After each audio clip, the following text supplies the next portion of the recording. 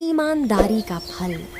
बहुत साल पहले एक गांव में एक गरीब आदमी रहता था जिसका नाम श्याम था। वो लकड़ी काटकर उसे बेचकर अपने परिवार का पालन पोषण किया करता था।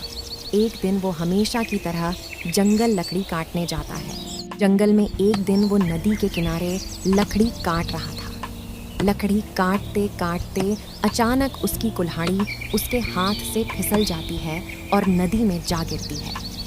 कुल्हाड़ी के नदी में गिरने के बाद वो काफ़ी दुखी हो जाता है। वो इतना गरीब था कि नई कुल्हाड़ी खरीदना उसके लिए काफ़ी मुश्किल था। फिर वो नदी में उतर के कुल्हाड़ी को खोजने का एक जोखिम भरा फैसला लेता है। जोखिम भरा इसलिए था क्योंकि वो नदी काफ़ी गहरी थी। फिर भी वो नदी में घुस जाता है। नदी में काफ़ी खोजने के बाद भी कुल्हाड़ी उसे नहीं मिलती है।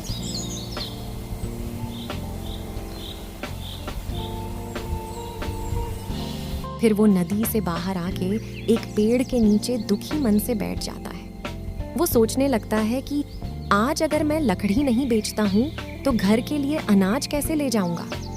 कुछ देर तक वो हताश होकर पेड़ के नीचे बैठा रहता है। अचानक कुछ देर बाद नदी से एक देवी प्रकट होती है, जिन्हें देखकर श्यामू चौंक जाता है क्योंकि उसने इससे पहले कभी भी ऐसे किसी को नदी से निकलते नहीं देखा था।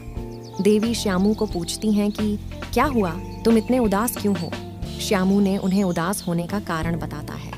फिर देवी बोली, दुखी मत हो, मैं तुम्हारी कुल्हाड़ी ढूंढ के दूंगी। यह सुनकर श्यामू बहुत खुश हो जाता है। फिर अचानक देवी नदी से एक चांदी की कुल्हाड़ी निकाल के पूछती है, क्या ये तुम्हारी कुल्हाड़ी है।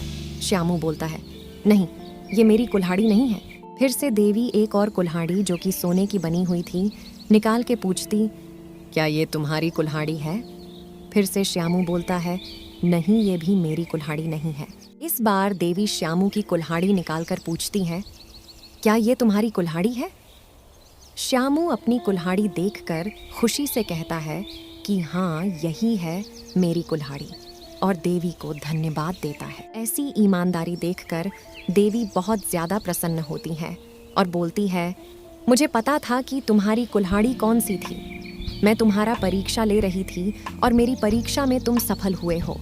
तुम्हारी ईमानदारी देखकर मैं बहुत ज़्यादा प्रसन्न हुई हूँ और मैं तुम्हें इन तीनों कुल्हाड़ियों को दे रही हूँ और साथ में कुछ सोने की मुद्राएं भी दे रही हूँ। इससे तुम्हारी गरीबी मिट जाएगी। श्यामू ये सुनकर बहुत खुश होता है और देवी का धन्यवाद करता है और बोलता है, मैं अपनी ईमानदारी को पूरी जिंदगी अपने साथ रखूंगा।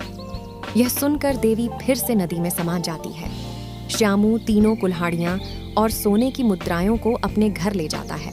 अब श्यामू पहले जैसा गरीब नहीं रहता है, लेकिन श्यामू अपनी मेहनत और ईमानदारी दोनों साथ लेके जिंदगी में आगे बढ़ता है। दोस्तों, ये थी आज की मॉरल स्टोरी।